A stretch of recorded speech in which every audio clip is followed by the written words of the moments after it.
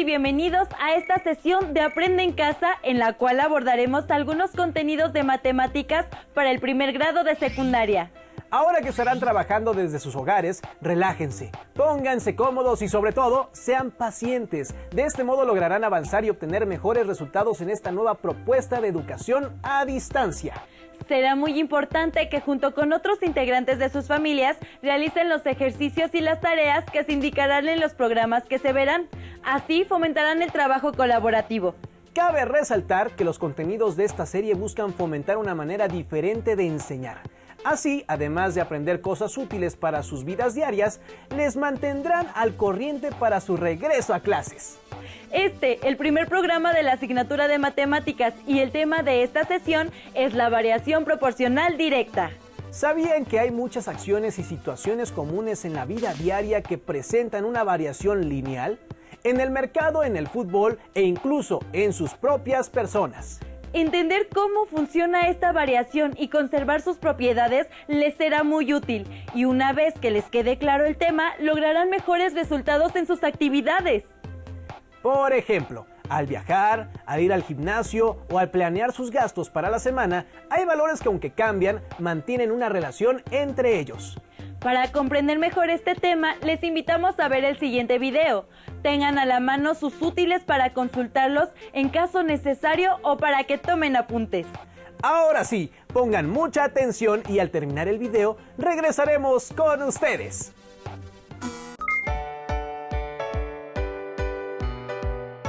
Ya traje las cosas, Emma. Colócalas sobre la mesa, por favor, Mateo. Bueno, solo que tenemos un problema. No me pusiste en la lista las cantidades que necesitábamos de cada ingrediente. Pero podemos poner la cantidad de producto que sea, ¿no? Tal vez sí quede la receta. Aunque para estar más seguros, busquemos un video que nos ayude. Aquí hay uno, mira.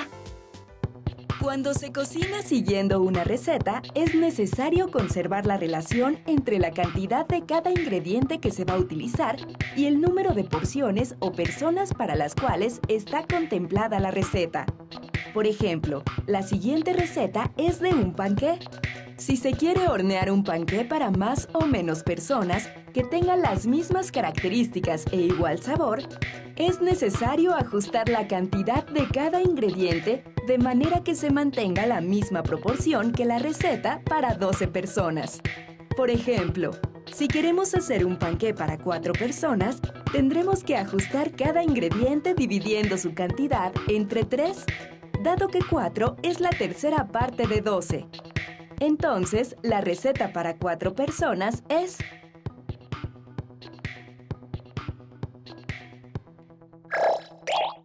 El concreto es la mezcla de 4 elementos básicos: cemento, arena, grava y agua.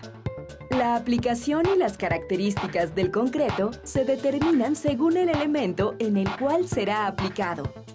Por ejemplo, para preparar 180 litros de concreto para firmes y pisos, se necesitan un bulto de cemento de 50 kilogramos, 6 cubetas de arena de 19 litros, 8 cubetas de grava de 19 litros y 2 cubetas de agua de 19 litros.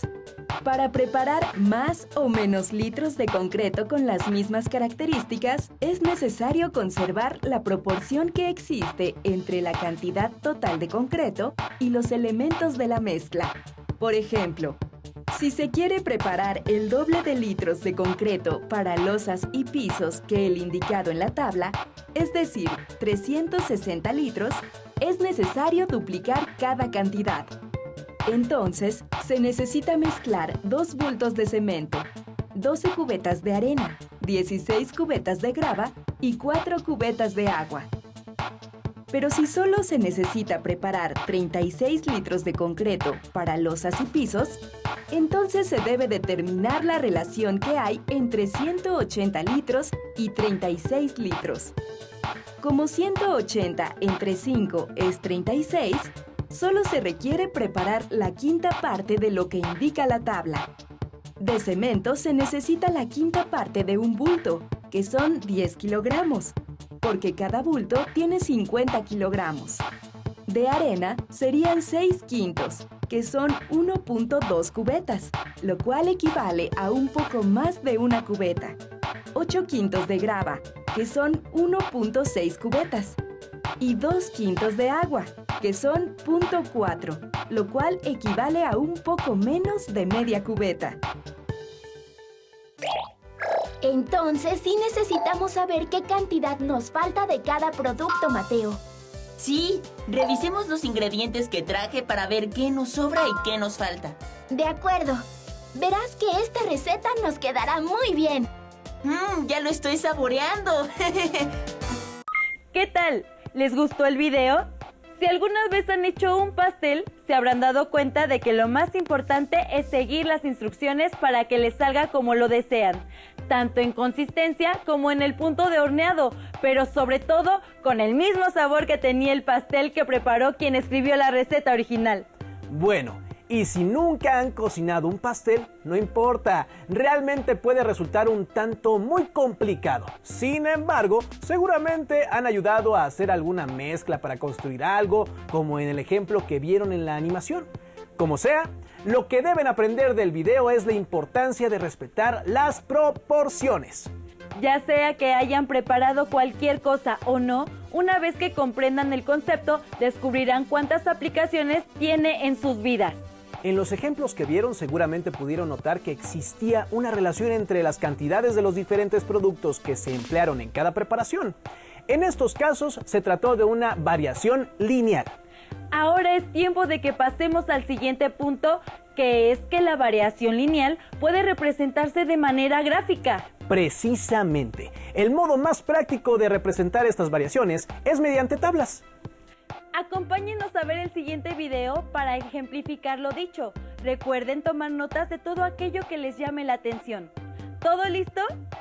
¡Corre video!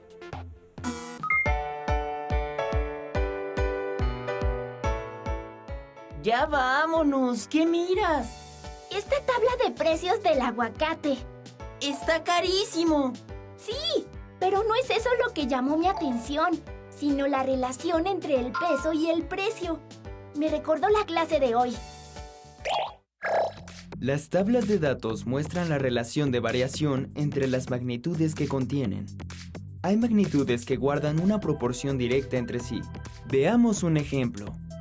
Esta tabla muestra la relación entre la medida del lado de un cuadrado y su perímetro.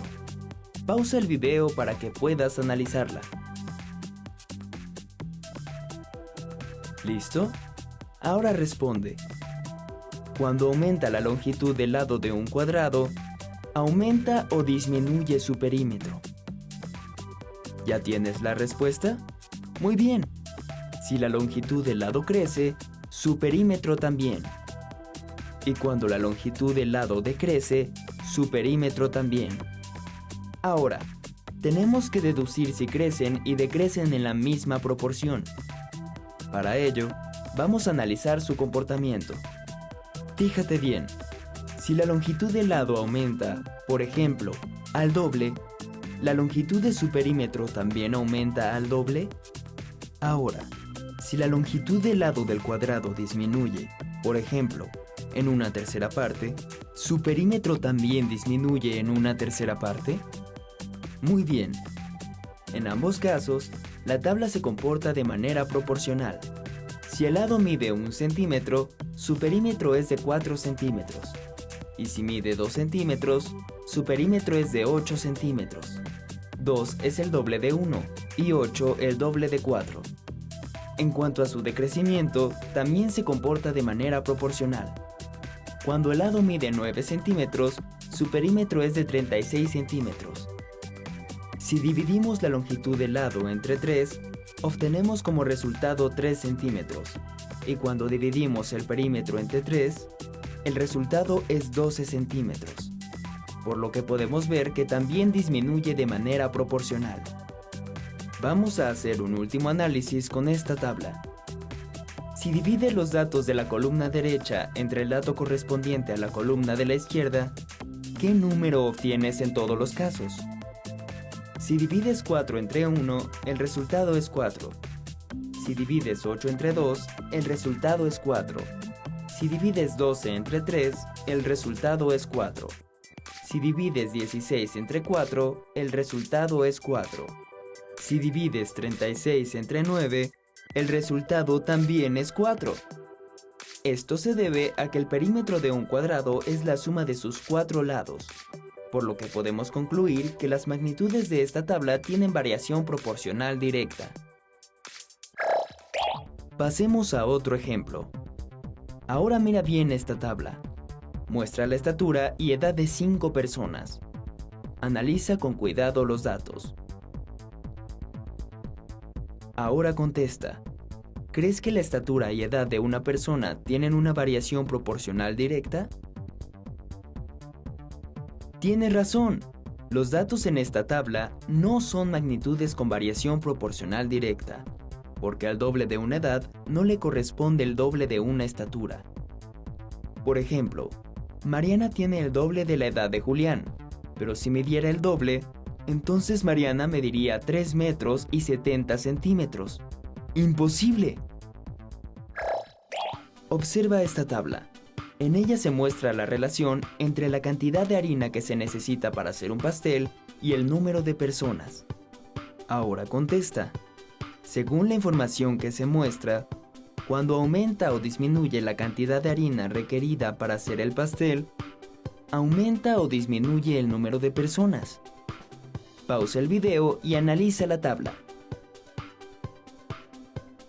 Como pudiste observar, si una aumenta, la otra también. Ahora, si divides los datos de la primera columna entre el dato que le corresponde de la segunda columna, ¿qué resultado obtienes? Al dividir los datos de la primera columna entre el dato correspondiente a la segunda, el resultado siempre es 50. Entonces, ¿las magnitudes de la tabla tienen o no una variación proporcional directa? ¡Exacto! Esta es una tabla de variación proporcional directa. Entonces, ¿cuál es tu conclusión de la tabla que estabas viendo? ¿Existe una relación proporcional entre el peso y el precio del aguacate?